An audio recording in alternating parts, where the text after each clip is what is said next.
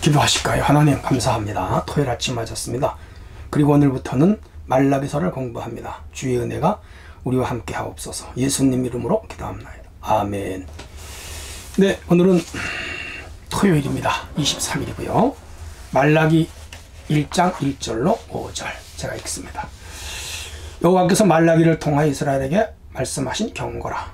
여호와께서 이르시되 내가 너희를 사랑하였노라 하나 너희는 이르기를 주께서 어떻게 우리를 사랑하셨나이까 하는도다. 나 여호와가 말하노라. 에서는 야곱의 형이 아니냐. 그러나 내가 야곱을 사랑하였고 에서는 미워하였으며 그들의 산들을 황폐하게 하였고 그의 산업을 광야의 이리들에게 넘겼느니라. 에돔은 말하기를 우리가 무너뜨림을 당하였으나 황폐된 곳을 다시 쌓으리라 하거니와 나 만군의 여호와는 이르노라. 그들은 쌓을지라도 난 헐리라.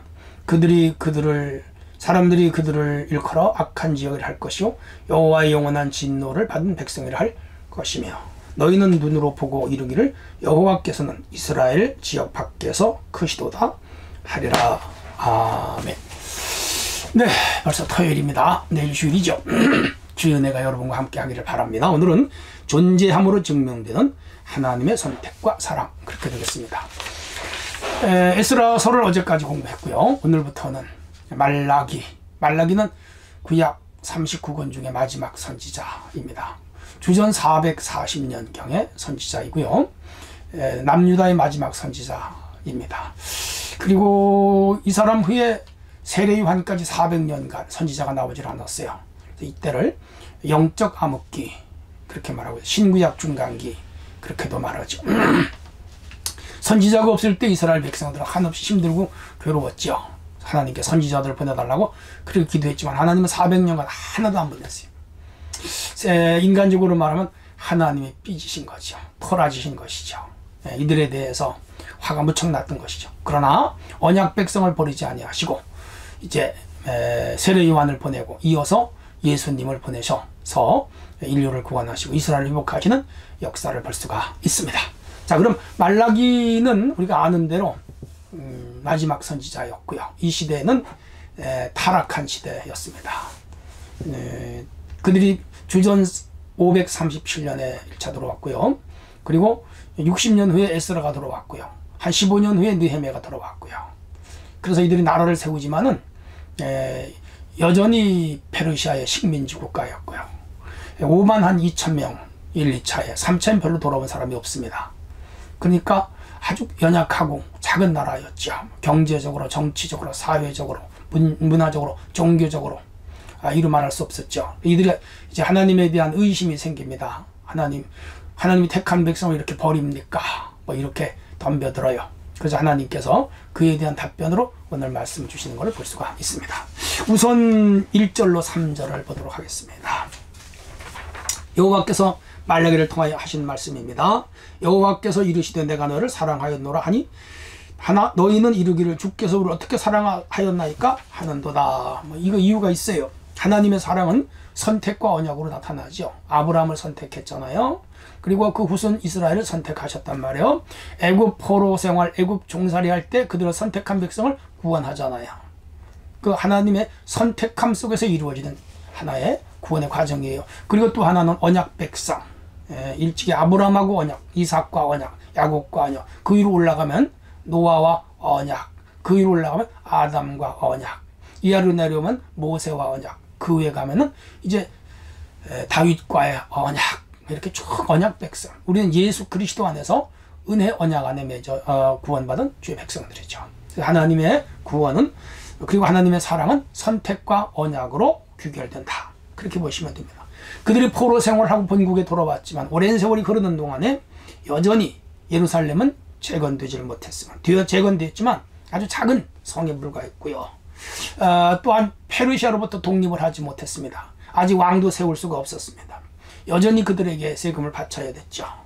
아주 작은 공동체, 그것도 페르시아에 속한 공동체로 살아갔죠. 참 불행한 나라이죠. 나라가 작으면 이런 서름이 있기도 해요. 이러한 상황에서 이스라엘 백성들은 하나님께 묻는 거예요. 하나님이 과연 우리를 사랑합니까? 전지전능 무소불능하신 하나님이라면 우리 이대로 버려둡니까? 하나님이 사랑한다면 사랑한 증명을 보여주세요. 뭐 이렇게 하나님께 따지듯 덤벼들었죠. 2절의 내용이 그 얘기예요.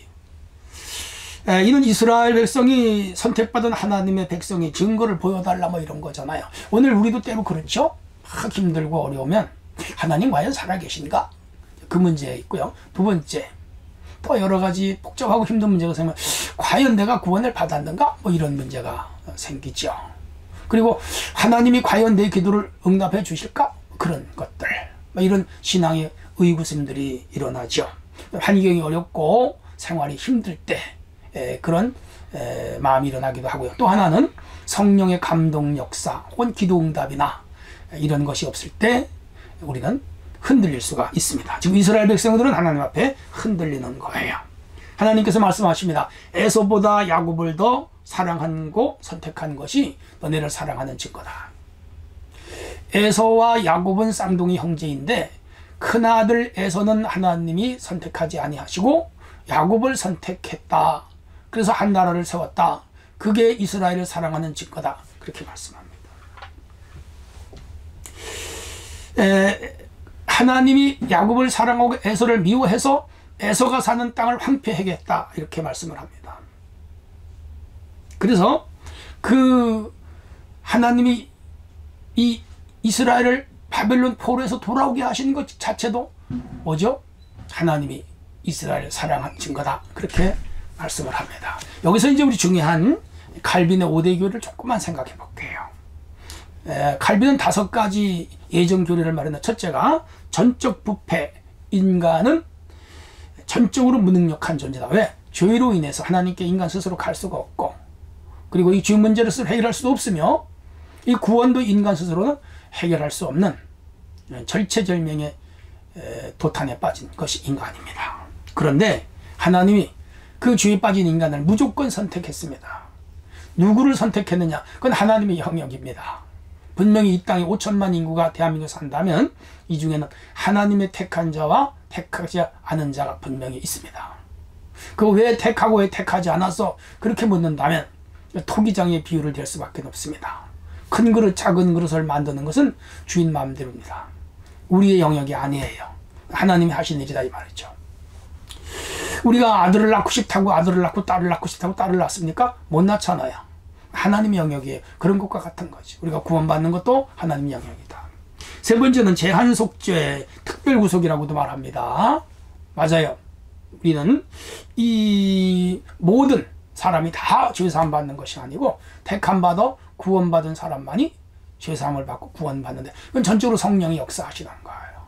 네 번째가 불가항력적 은혜입니다. 그러면 우리는 택함을 받았는데 뭐가 잘나고 뭐 지식이 많고 선조 때부터 공을 세워서 우리가 택함을 받았는가? 그건 아니에요. 불가항력적 은혜라고 말합니다. 그냥 하나님의 전적 은혜가 우리에게 임한 것입니다. 군대를 가면 그런 거 있잖아요. 이제 훈련을 받고 자부대로 배치를 받는데 줄을 쫙 섰단 말이에요. 그런데 바로 내 앞에서 잘려서 좋은 부대로 가고, 나부터 어떤 숫자까지는 나쁜 부대로 가고, 그 다음에 또 잘려서 좋은 부대로 가고, 그런 거 있잖아요. 근데 그것은 이 병사가 그 위에 사람들이 하는 데 대하여 왈가왈부 할 수가 없어요. 그들의 주권에 의해서 하는 것이기 때문에. 하나님이 우리를 구원하신 것도 하나님이 특별한 은혜, 불가항력적 은혜를 주셔서 구원에 이르는 거라. 그건 하나님의 영역이에요. 자, 그 다음에 성도의 견인인데 중요한 것은 이렇게 택함 받은 성도는 구원이 사라질 수가 없어요. 끝까지 붙잡아줘요. 이게 성도의 견인인 거라. 어떤 분이 그렇게 물어요. 한 번 구원을 받은 성도가 혹시 죄를 짓고 타락하면 다시 구원을 못 받습니까? 그렇게 묻습니다. 아니요. 하나님께서 작정 가운데 제한 속죄, 불가항력적 은혜, 무조건 선택으로 구원해준 그 백성은 하나님이 끝까지 붙들어 주세요. 이걸 견인이라고 합니다. 끝까지 붙잡아 타락하지 않게 하시고 죄에 빠지지 않게 하시고 끝까지 구원을 유지되도록 하나님 붙잡아주고, 그게 은혜예요. 야곱에게 그 은혜가 임한 거예요. 지금 남유다에게 그 은혜가 임한 거예요. 그래서 지금 이 남유다 사람들이 참 어렵고 힘들지만, 그 신앙이 흔들리지만 하나님은 그들을 버리질 않았습니다. 그리고 훗날 예수님이 오십니다. 기억하세요. 자, 4절로 5절 하나님의 주권 선택은 야곱 그리고 에서에게서 잘 드러나는데 야곱과 에서는 한 어머니 위에서 말씀드렸어요. 쌍둥이예요. 야곱은 선택을 받았지만 에서는 선택을 받지 못했어요. 그래도 하나님은 그 형인 에서도 지켜줘요. 이스라엘이라고 하는 공동체는 들어오지는 못했지만 그러나 그도 한 국가를 이루어 살게 도와줍니다. 그런데 문제가 생겼어요. 남유다가 바벨론의 포로가 되어갈 때 세 차례 605년, 597년, 586년 이렇게 크게 세 번의 전쟁에 걸쳐서 바벨론에게 패배하여 끌려갈 때 이 형제국인 에돔 군인들이 남유다에 들어와서 다 약탈해 갔어요. 형제 건데. 야, 이를테면 동생이 끌려가는데 포로로 잡혀가는데 도와주질 못할 망정 그 동생이 살던 집에 들어와 가지고 모든 살림살이 다 훔쳐간 거라. 노략질해 간 거라. 형제로 그러면 안 되잖아요. 그래서 하나님께서 이 에돔 에서가 사는 그 땅을 황무하게 다시는 나라를 세우지 못하게 하시겠다고 선지자를 통해 말씀했는데 황무해졌어요. 페트라라고 하는 곳에 그 성지 순례를 갑니다. 요르단 맨 남단에 있습니다. 아주 고대 유명한 그런 도시였는데 진짜 황폐해서 사람 하나 살지 않고 지금은 사람들이 관광지로 전락해서 사람들이 가서 구경만 하고 오지 사람이 살지 않는 나라로 사라졌습니다. 자, 중요한 것은 하나님은 이스라엘의 존재함과 에돔의 사라짐을 통해 그분의 주권적 선택과 언약을 상기시키고 사랑을 증명해 보여주시고 있습니다. 자, 그래서 우리가 한 가지 교훈을 얻는다면 하나님은 우리를 사랑하신다는 것. 다 사랑합니다. 여러분 낙심하지 마시고 어떤 상황에서도 좌절하지 않기를 바랍니다. 그리고 환경이 힘들고 어렵다고 해서 절대로 흔들리지 마세요. 몸이 아프다든지 물질적으로 어렵다든지 사업이 잘 안 된다든지 가정에 우환이 계속 일어난다든지 갖가지 힘든 문제가 꼬를 물고 일어난다든지 영적으로는 자꾸 의심이 생긴다든지 그럴 때 낙심하지 마세요. 하나님 살아계십니다. 그리고 우리를 도와주십니다. 하나님 아버지 감사합니다. 오늘부터 말라기서를 공부하오니 은혜로 우리를 지키시옵소서. 예수님 이름으로 기도합니다. 아멘.